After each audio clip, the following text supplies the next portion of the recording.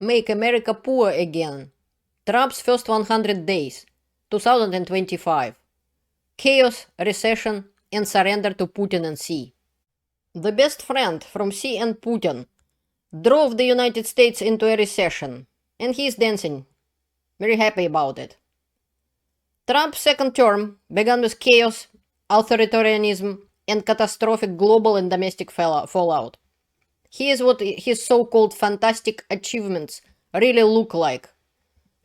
This is what we'll talk about today. Hello there, I'm Elena, welcome back to my channel Enough of Propaganda. Please like, subscribe, share my videos, let's make truth available for everyone. I'm grateful for every one of you who visited my channel, who are my subscribers, from many different countries, especially even from Russia, which is, I understand it's very difficult for you to be in there and know that what is happening, that Russia is fighting an aggressive war in Ukraine, and many of you may be fighting, maybe not, but to live among of those people who supporting Putin and his aggressive war and really going after people like you, I'm really feel sorry for you guys. And my welcome to Ukrainian people from Ukraine, especially for those who are fighting right now. I have deep respect for you, and this is why I created my channel, to help you to tell the truth to people about the war in Ukraine. But today we're gonna talk about Donald Trump and his 100 days, which is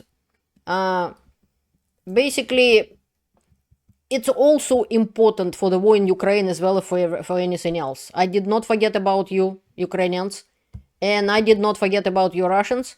But today we will talk about the war in Ukraine a little bit as well during our summary of Trump's so-called achievements. Let's start from the economy. Trump's tariff war against the world self-sabotaged the American economy and trade. The dollar dropped 9%, erasing trillions in global market value. In only 2 days, 10 trillion vanished from the world economy. United States didn't benefit from it, nobody benefited from it, it's just gone.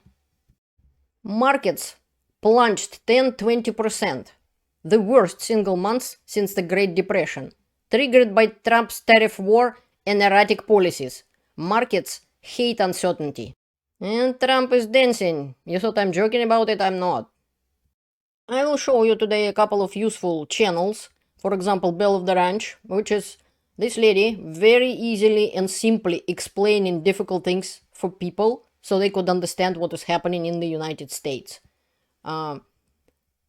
Massive Trump tariffs started a global trade war, attacking United States allies like Australia and Canada, but sparing Russia, North Korea, and other dictatorships. Early signs of stagflation under Trump's presidency are marketed by a shrinking US economy and rising inflation. Q1, or first quarter GDP, contracted by 0.3%, so reduced, it's negative, which means the US economy shrunk and it's already in a recession. Good one, from the best economy in the world, the envy of the world, especially after COVID, into recession in 100 days. Congratulations, Mr. Trump. The negative GDP absolutely happened because of Trump's tariffs. Let's look at some numbers.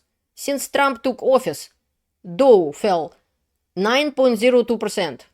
Standard & Poor's 500 dropped 9.46%. NASDAQ declined 13.3%. Core PCE, то есть Consumer Price Index, excluding food energy, rose to 3.5% from 2.6%. So general PCE hit 3.6%. Private sector job growth only 62,000, far below 120,000, which was forecasted. And Bell confirmed all of this, and I confirmed these numbers myself.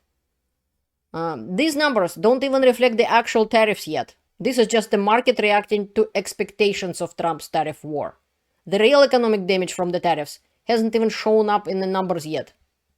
Trump's tariffs are beginning to cause job losses across industries like shipping, trucking, and manufacturing. Despite this, Trump tries to shift blame to Biden, contradicting his own earlier claims of owning the post-election market rise. So he was saying market is rising because of me. Now all of a sudden it's Biden's problem. Neither Biden, nobody except for Trump put tariffs and started trade war with the whole world, basically. And with China. Trump actually lost the tariff war with China. Right now, his people are trying to call Chinese, trying to make them call first, trying to pretend that something is going on. Another video of Bell will tell you that on July 4th, American holiday, they will not be able to use the fireworks because they are made in China and they just not ordering them anymore, Americans, because of the tariffs. And Chinese, they are a dictatorship. They're gonna sit and wait. And it doesn't matter how much Chinese people will suffer. Who cares? They are gum on the bottom of the shoe. China is a dictatorship. So Trump is already bending knees to China and trying to look good at the same time. So far, he lost. Another very important channel is Amy Siskind. She used to work on Wall Street and actually dealt with the bankruptcies of Trump's casinos in the past. She is very good economist and she told a lot of interesting and important stuff. I recommend her channel too. But let's continue see what is happening with the economy in the United States. Because of Trump's tariffs and his war with China, tariff war, Walmart, Target and Home Depot warn that shelves soon will be empty. Retailers warn on shortages and rising prices. Inside the White House, officials scramble to strike trade deals, especially with China. Despite Trump falsely claiming China initiated contact. China said, no, we didn't. And now they're trying to call the Chinese, and Chinese basically trying to say, you either play by the rules, as we did, and stop messing with the tariffs. Stop doing that.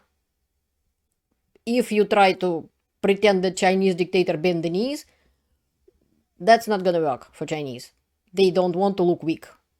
No one dictator wants to look weak. Otherwise, he will lose his power. So China isn't gonna bend, and they clearly stated as much. This is our new Prime Minister, which we just elected, Mark Carney.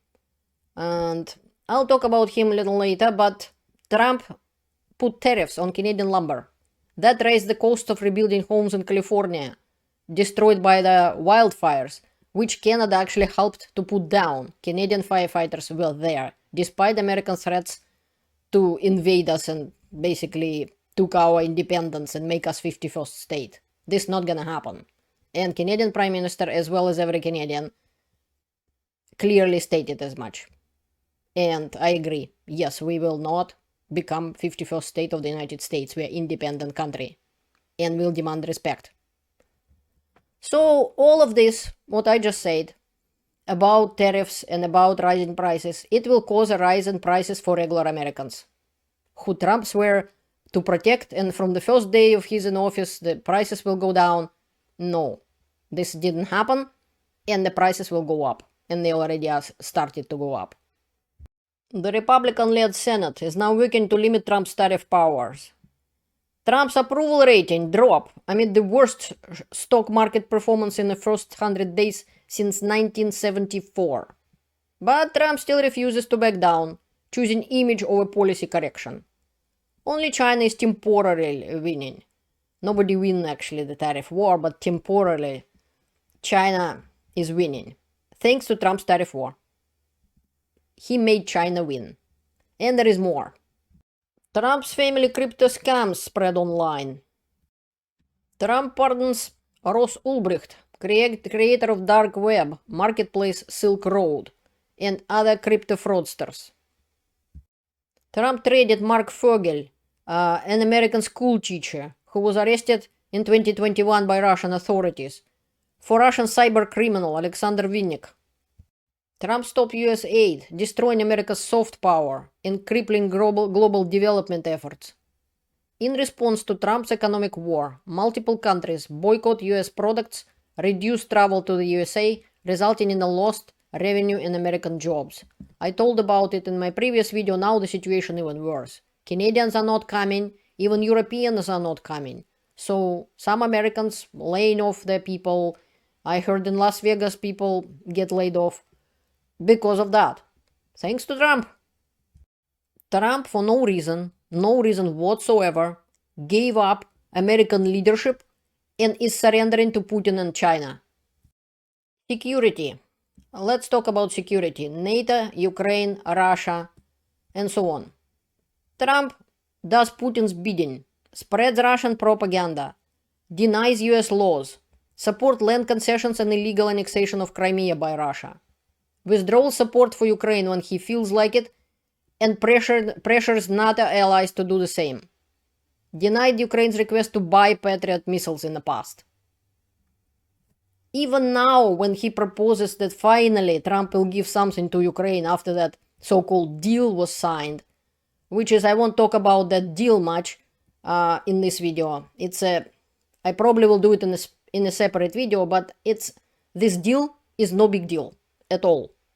Why? Because it's not even about as much rare earth metals and so on, because if the United States wanted the rare earth metals, they could have done it way differently and with different countries. For example, Denmark, for 50 years, like 50, not 15 or 50, trying to beg anybody to develop those in Denmark, which is decent country, democratic, one of the best countries in the world to live. No problems, no war, no bombing, no nothing. Nobody wanted, because it is very difficult to develop. It cost a lot of money. If it would have been easy and profitable, it would have been developed by now in any country, include Ukraine. And so on. It is difficult. And second of all, China is the leader on that market. And they dominate in like 80% or so of the market. So they basically could drop the price even if after you developed everything and ready to use them and sell them. China will drop the price to the minimum, and Chinese people wouldn't whine about it because they are in dictatorship. Nobody is asking Chinese people what they want. And basically will squeeze you out of the market after you invested a whole bunch of money and developed everything. So it was just a lollipop for Trump, because he is playing real capitalist from Soviet Union scary stories. He is saying everything is transactional. Apparently not, because when Ukraine offered to buy Patriot missiles and stuff like that, Trump denied. If everything would be about transaction, a deal, he would have been agreeing on that, and he did not. So whatever he promised right now, those 50 million, at least something. Better than nothing anyways. And it will help Ukraine. And Ukraine is okay with the deal, so it's fine. But I'm talking about his 100 days. This is a bit over 100 days right now, when I'm making the video. Trump's administration dismantles cybercrime defense partnership with allies and retreats in fight against Russian cyber threats. Russia apparently is no longer considered a cyber threat. Cybersecurity staff are fired. Russian, Chinese, and Iranian propaganda now runs unchecked after agency cuts. Trump delays TikTok ban, effectively giving the CCP a free pass to spread propaganda and disinformation in the United States, as well as repeat attacks on the United States. If you remember my video about TikTok as a cyber weapon, you will find out more about it, and soon I'll probably will make a new video when I add some more information to this. But basically, Trump allows Chinese cyber weapon TikTok, which I proved why it is cyber weapon in my video, run free in the United States. In violation of the Budapest Memorandum, for example. Perhaps there are other acts and laws which I will not talk about just now, but just the Budapest Memorandum, for example, point 3, for example. Trump pressured Ukraine into economic deals by threatening to withhold military aid and intelligence. So up to this point in time, everything was from the United States what Ukraine get. It was approved by American people, by the Senate, by the President Biden. Trump so far didn't give Ukraine anything. He has not. He didn't give Ukraine anything. Until what now they kind of talking about those $50 million. They will. Until what happened just now, everything Ukraine was given, that was from previous administration, and Trump even delayed it, which caused Ukraine suffering and death of people. At the same time, Trump emboldened Putin, bringing him back from obscurity and siding with bloody dictator and war criminal. This helped Putin escalate civilian bombings in Ukraine with impunity. This is Kryvyi Rih. This is the playground where children were killed by Putin. Putin's attack with shrapnel and cluster munitions. During Trump's wasting time on those so-called ceasefires and blah blah blah with Putin, and Trump still saying Putin is thinking about stopping the killing and so on, that he wants peace. None of this is true. And on the bright side, Ukraine is developing their own weapons, and today one of the biggest days because Ukraine knocked down Russian plane. Ukraine knocked down Sukhoi Su-30 with a sea drone. Ukraine now has missiles and has the option and opportunity to knock down planes, Russian planes. So Ukraine, the army without navy, without fleet, not only kicked out Russian fleet from Crimea, but completely and destroyed, I don't know, a third of it. And not only kicked out Russian fleet, now they basically knocking down Russian planes from the sky. So even they will not be allowed to fly there. So now Ukraine basically can attack anything, planes, Russian planes or Russian ships in any sea. And this is the big achievement. Many times in this war we heard first time in history. First time in history Ukraine knocked down helicopter recently, Russian helicopter, with the drone, and now they knocked down a plane. So Ukraine has plenty of cards to win. There is no question about it. Only apparently American President Trump isn't aware about it. Or trust Putin or whatever. The so-called ceasefire in Ukraine has failed. Based on my research, it's a waste of time and lives. Putin clearly doesn't want peace. His actions proved it. I wish I were wrong about this, but I'm not. And Putin will not stop. I will keep telling you, I proved it to you, I have several videos, for example, why nobody should trust Russians in ceasefire and so on. But American president apparently doesn't know that. The man who had, when he inherited, basically when he took over after Biden, he has the best intelligence in the world. One of my subscribers here on YouTube is a very intelligent man who claims to be a goat farmer in Africa. So he knows about the war in Ukraine more than American president who has all the intelligence, the best intelligence in the world. And the farmer doesn't. He only can use, like me, like you, publicly available sources without all that security services working for him. And yet, I figured it out, he figured it out, you figured it out. An American president apparently didn't. And I'm not done with security yet. Signalgate Scandal. US National Security Advisor, former I would say, Mike Waltz, included a journalist, the Atlantic's Jeffrey Goldberg, in a Signal group chat about military operation alongside with Secretary of Defense and other top officials. Waltz was fired, eventually, just now, few days ago, and then nominated as UN ambassador. The rest continued to violate security protocols, pleasing the Russian FSB and any other party that wants to steal American military secrets. So Watergate scandal was child's play in comparison. And yet Nixon resigned and so on. And nothing happened until now. Finally Waltz get fired. And everybody else kept their positions.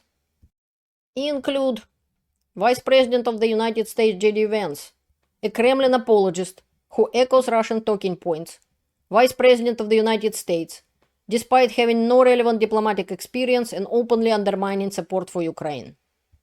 Pete Hegseth, an alcoholic and United States Secretary of Defense, also was present in that group chat and continues saying incompetent and outright stupid things. Assad and Putin shield Tulsi Gabbard is Director of National Intelligence, which was actually abroad during that scandal when they were talking through that unsecured network. She and Witkov was in Russia at the time, where FSB was listening to any foreigner, especially this important one. Steve Witkoff, a Russian puppet who knows nothing about the war in Ukraine and merely repeats Russian propaganda, was appointed United States Special Envoy to the Middle East, Ukraine, and Russia.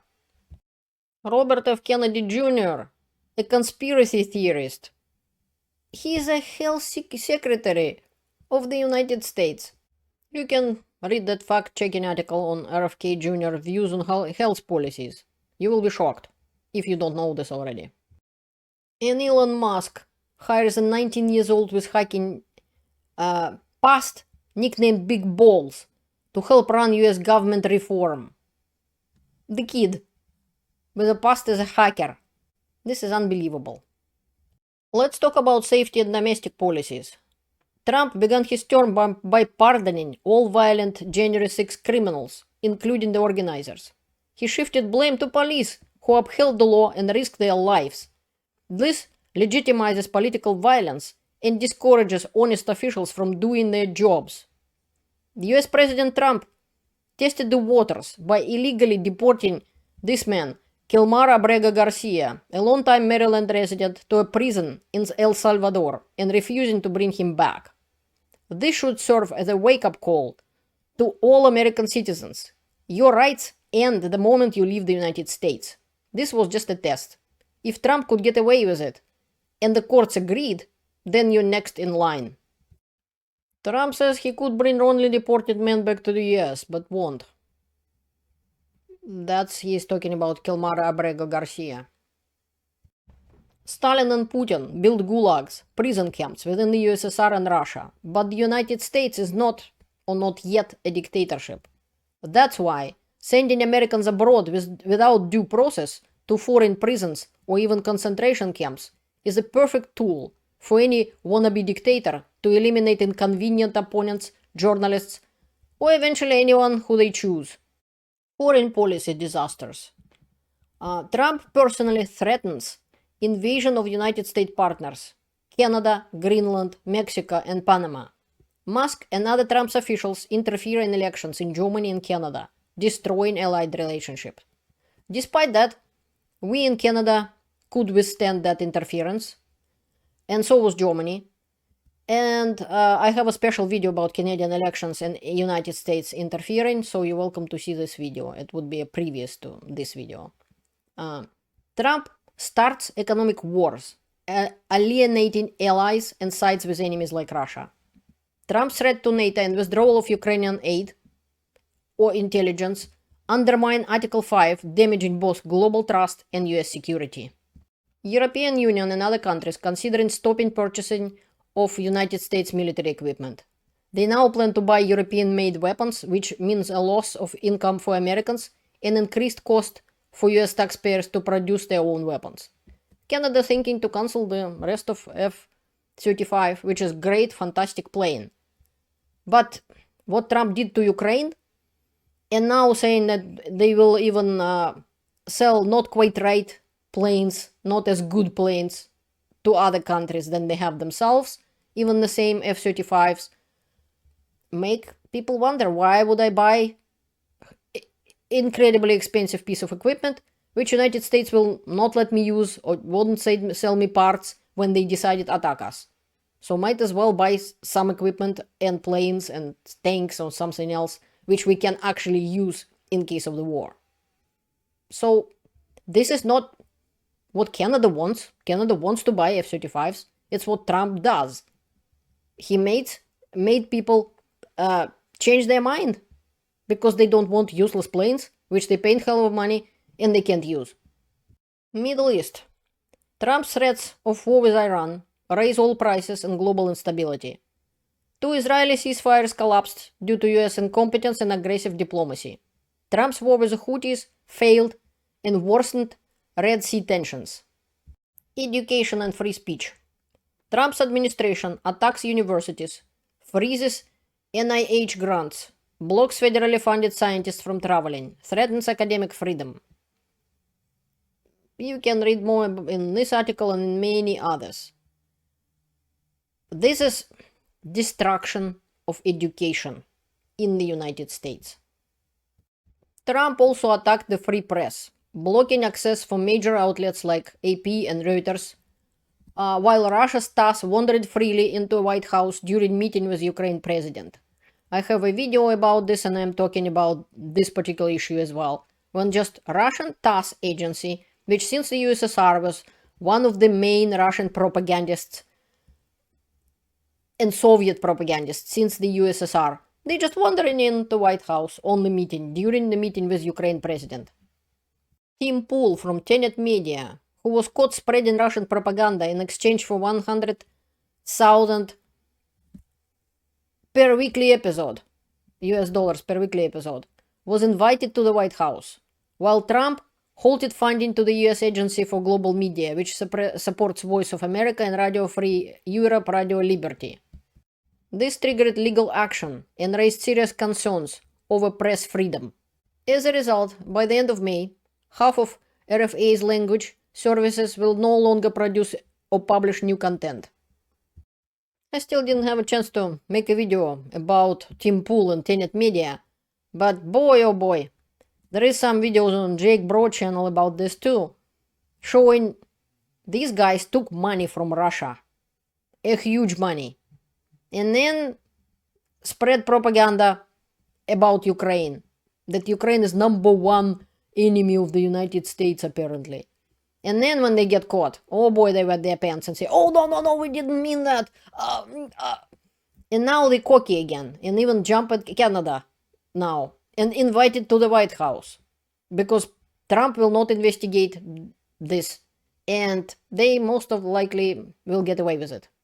My final verdict: even if Trump were a Russian agent, he couldn't have damaged the United States more effectively. Putin and even Soviet leaders like Stalin or Brezhnev would be thrilled. I propose that Putin award Trump the title of Hero of Russia. But here is what gives me hope. The American people are not like Russians who have been conditioned to accept authoritarianism. On April 5, 2025, the hands-off demonstrations mobilized an estimate 3 to 5 million participants across over 1,400 locations in all 50 US states, making it the largest single-day protest against Trump's second term to date. Real American patriots like YouTube blogger and former military officer Jake Bro joined the protests. I believe in American people. Thank you for watching. Learn the truth and stay informed. See you later. Defend your democracy.